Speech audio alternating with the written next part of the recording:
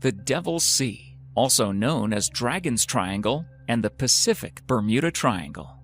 This is a region of the Pacific Ocean that's south of Japan in which several ships have disappeared, notably the Japanese research vessel Kaio Maru No. 5 in the early 1950s. Sailors have reported problems with electronic instruments and sightings of unmanned ghost ships. American author and linguist Charles Berlitz made the area around Miyake Island famous with his book, The Dragon's Triangle, in 1989. Although authorities claim the Kaio Maru was destroyed by natural forces while the crew was investigating the eruption of an underwater volcano, Berlitz attributed the incident to unknown supernatural forces and even blamed the Dragon's Triangle for the disappearance of aviation pioneer Amelia Earhart. Number 6. The Dyatlov Pass. On the morning of February 2, 1959, a group of students set out on their hike to Dyatlov Pass, telling their friends that they would be in contact by the 12th. When the call didn't come, they sent out a search party over a week later, and it would take another 6 days before they found the first signs of interaction. As they walked along the path that the students took, they came across their tents, which had been ripped open from the inside. They also found almost all of their belongings along with their clothing. To the right of the tent, they saw footprints leading away that appeared as though the students were barefoot. As they followed the footprints, they began to find bodies, and about a half-mile from the tent, they found the remains of a fire along with the first 2 bodies nearly naked, only in their underwear. As they continued to scour the scene, they noticed a set of 3 more footprints which led back to the tent, and 3 bodies which were spread around 100 and 150 meters apart. The furthest body was 630 meters from the tent, and the other 2 students fell well before that. The remaining 4 were found months later, buried under just a few meters of snow. However, unlike their friends, it would seem that they died of hypothermia. Many of them had severe skull and chest fractures, while one was missing her eyes and her tongue.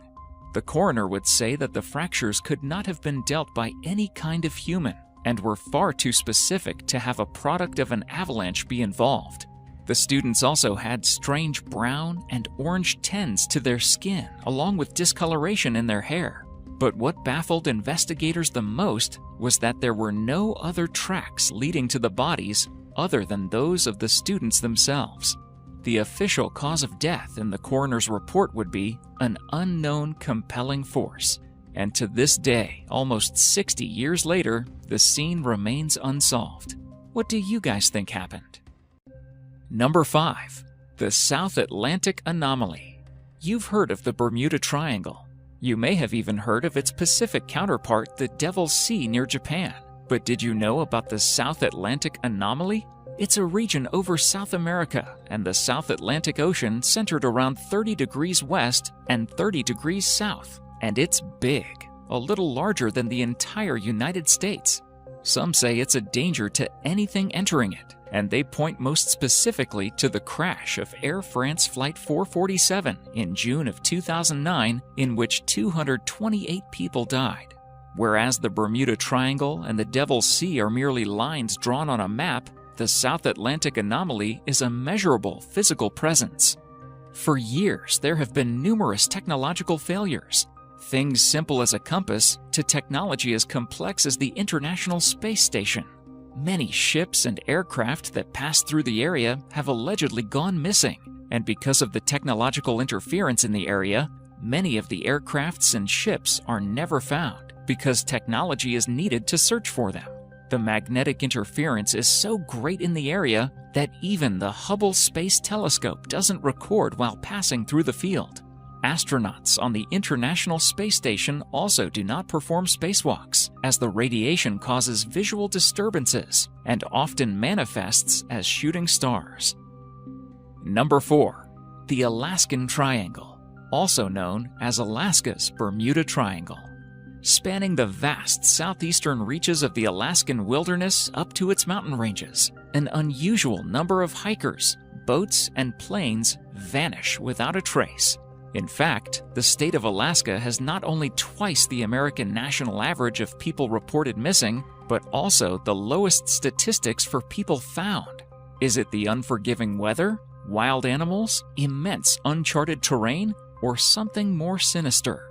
The indigenous Tlingit people tell stories of a shape-shifting being called Kushtaka, meaning land otter man, who mimics the screams of children to lure unwary travelers to their deaths. Others blame Bigfoot, or propose that the area is a vile vortex like the Bermuda Triangle, linked to electromagnetic aberrations. Number 3. San Luis Valley in Colorado.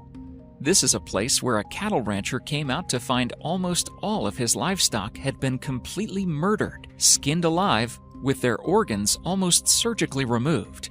Well, perhaps the most interesting part is that many of these animals were bled dry.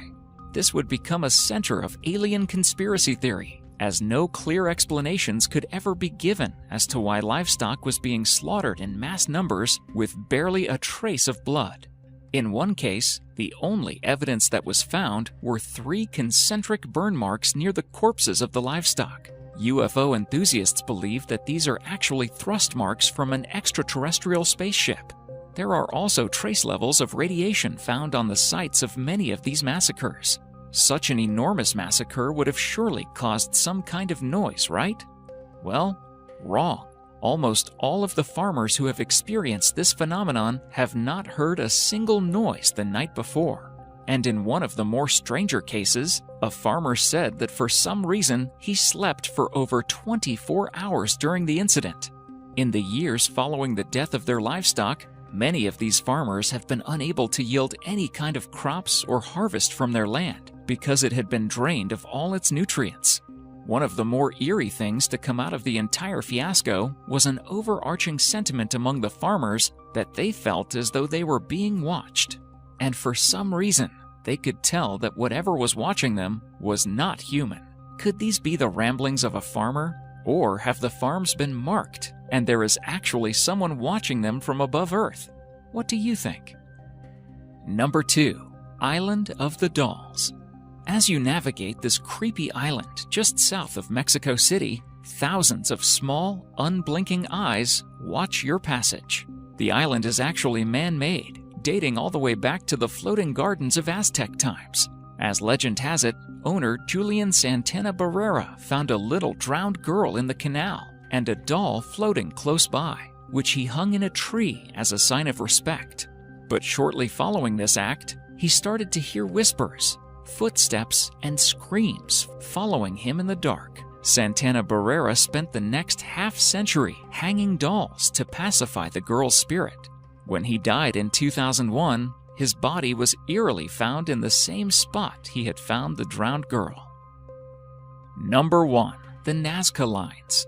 The lines themselves directed you farther east. Some 2,000 years ago, hundreds of complex geoglyphs were carved into the desert sands of southern Peru. Composed of over thousands of lines, the geometric figures and animal and plant designs cover an arid plateau south of Lima that's more than 50 miles in size.